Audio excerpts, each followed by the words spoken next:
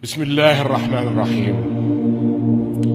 In the name of God, the compassionate, the merciful, thank you all. My friends, our country has long upheld religious mutual respect.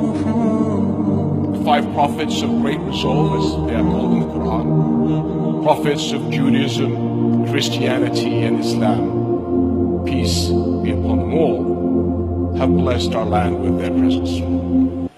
Noah has a tomb in Karak. Abraham came through from the land of what is now Iraq on his way to Hebron. Moses died in Jordan on Mount Nebo. Jesus Christ, the Messiah, was baptized in Jordan on the east bank of the River Jordan by John the Baptist.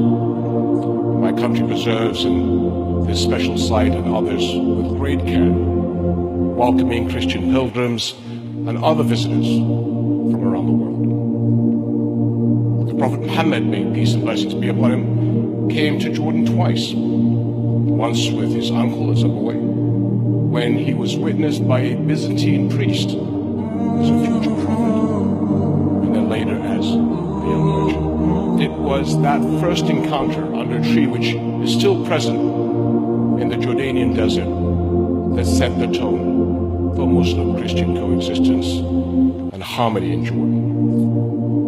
My friends, these prophets of great resolve were on a journey, an internal journey of the self to fill God's commands. And the first step of any such journey begins with the struggle, the jihad within each of us to be the best person we can be. The greater jihad of the great prophets brought illumination to all of us. So here at this cathedral, as a Muslim, I'd like to say a word about jihad. And I'm sure that's not something you hear too often in these walls. But nothing is more important to understand. The greater jihad has nothing to do with the hate-filled fiction promoted by the Khawarij, the outlaws of Islam, such as Daesh and the like, or the Islamophobes, who also distort our religion. It is instead the personal internal struggle to defeat the ego and the struggle we all share for a world of peace, harmony, and love. As has been said in Islam, to love God and love one's neighbor are core commandments. As Sheikh Hamza noted, the Prophet Muhammad, peace and blessings be upon him, said, none of you has faith until you love for your neighbor what you love for yourself. This is the Islam I learned in Jordan. Islam of kindness and mercy, not of madness and cruelty. Traditional Orthodox Islam, not modern fundamentalist Islam. Islam of forgive and let live, not of attack and nitpick. The Islam of fundamental principles, usul in Arabic, not of fundamentalist details. The Islam of the holistic vision of the Quran and the Sunnah, not the cherry-picking of verses to suit political agenda.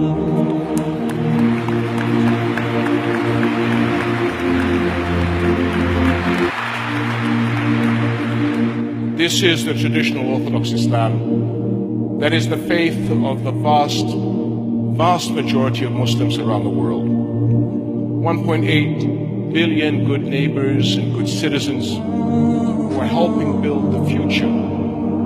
Jordan and the Middle East, and the US and Asia, and Europe and beyond. And we are working on every continent to defend Islam against the malignant sub-minority who abuse our religion. And we do this not to please our friends, not to please the world, but to please God. There's long as there is life in our bodies and faith in our hearts, we will continue to do so, God willing, inshallah.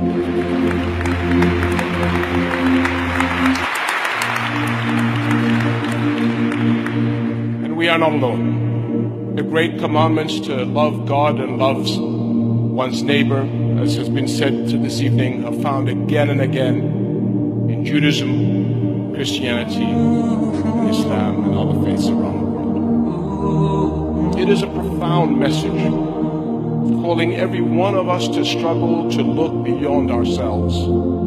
And this outward insight is the source and hope of all coexistence. And when we talk about hope and coexistence, no issue is more important than Jerusalem. More than half of the world's people belong to religions that hold Jerusalem as a holy city. Islam, Christianity, and Judaism. For Muslims, Jerusalem stands along with Mecca and Medina as one of Islam's three holiest places. And a special duty binds me and all Jordanians as Hashemite custodian of Jerusalem's Islamic and Christian holy sites.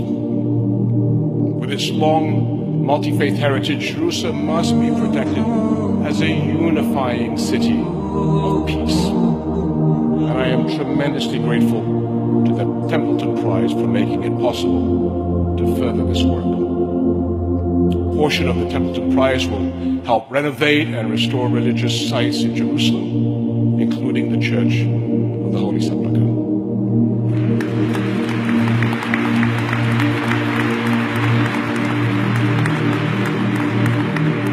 And the entire remaining sum is also being donated to humanitarian, interfaith, and intra-faith initiatives in Jordan and around the world.